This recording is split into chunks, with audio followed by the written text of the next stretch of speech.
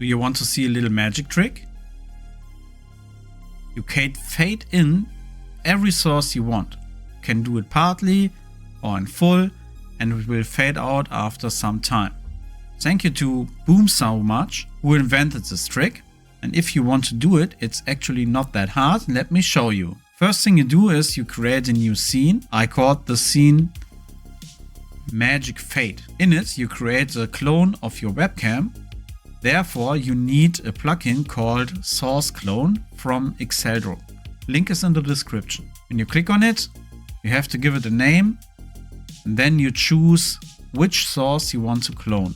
Then select from the list your webcam. I already did that. So right click on it, filters.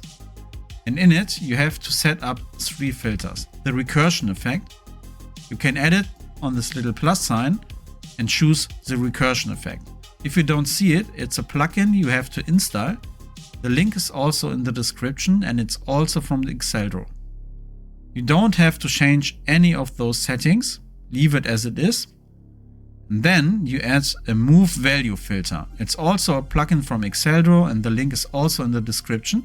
I renamed those to in and out, but both are move value filters. So as the filter, you choose the recursion effect you just made earlier. Move value type is single setting and the setting you want to alterate is the alpha. Set it to value 1 and custom duration to 0 seconds. So it can instantly reset the filter. The second move value filter you set also to recursion effect, single setting, also alpha, but you choose the lowest number. How can you do that? Go to the recursion effect, lower the alpha all to the left, go back to your move value filter and click get value. Then it will set this to this number. Custom duration is 500 milliseconds. Then scroll down and as next move you choose the first move value filter, which I renamed as in.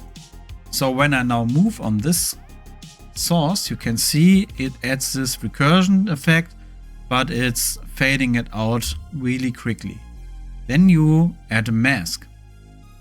Click on this little plus sign and choose a color source.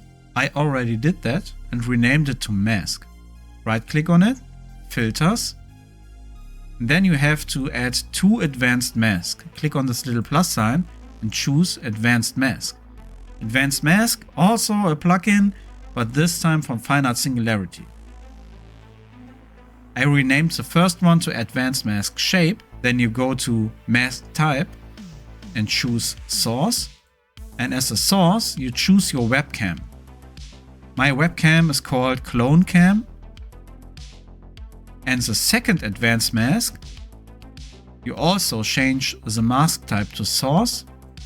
And the source this time is the clone cam you set up earlier with the recursion effect.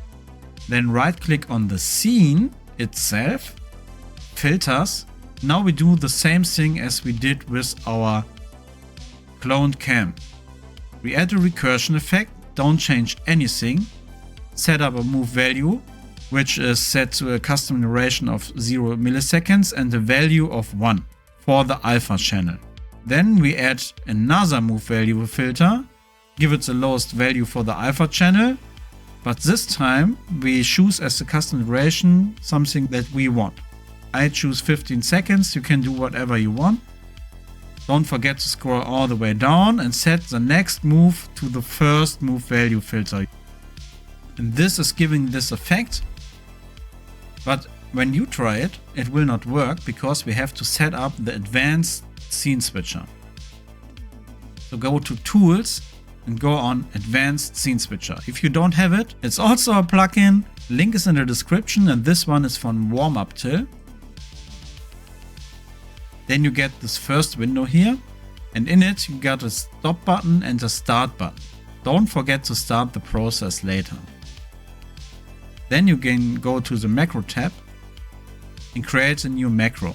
I didn't rename it, we can rename it as whatever we want. It looks pretty complicated at the first glance, but it isn't. Click on this little plus sign here in the middle and what this will do is it creates a new trigger. I already set this up, but you choose if, then you open this drop down menu and you go to video, source, mask. This mask is the mask in my scene. When you named it otherwise, you have to choose it accordingly. Then you set it to brightness, and then you have to fiddle around with this setting, but you can copy it if you like. So keep in mind, if it's not working, you may have to change this value here. The average brightness is above. Then you click on this little plus sign all the way down here, and what that will do, it adds a new action. So when the brightness of this mask is above a certain value, it will trigger all these actions down here. The first action it will do, it enables the fade out of our source clone. That's the one with the recursion effect on it. That's the recursion effect, which is set to a custom duration of 500 milliseconds. So it's pretty quick, but it's time enough to increase the brightness of this mask. The second action it should do is on the magic fade scene. So it's not on the source clone, it's on the scene itself, and there it should disable the move value filter, which is fading out the recursion effect. So it should disable this filter here. That's because I want to be able to stop this fading up. If it's fading out and I go in it again, it will stop the fading out. So the first action is fading out the quick recursion filter. The second action is stopping the fading of the long recursion filter.